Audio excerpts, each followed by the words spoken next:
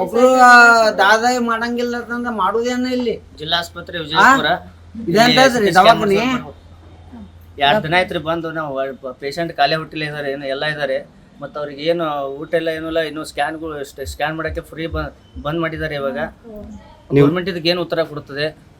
ನಿಮ್ಮ ಹೆಸರು ಏನು ಸರ್? ನನ್ನ ಹೆಸರು ವೀರೇಶ್ ಮಾಳೂರ್ ಅಂತ. ನಾವು ಶಿವನಿಗಿಂದ ಬಂದಿರೋದು.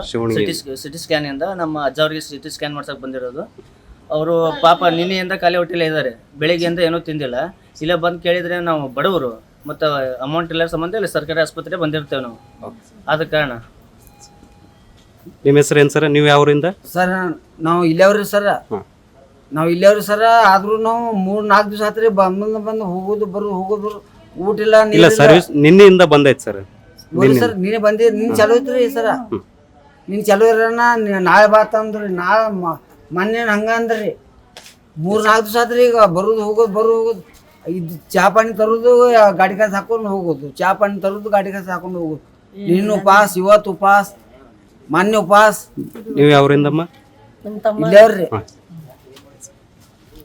ನೀವು ಸರ್?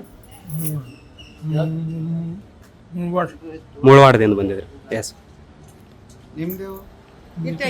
ಚಾ ಕೂಡ ರೊಕ್ಕ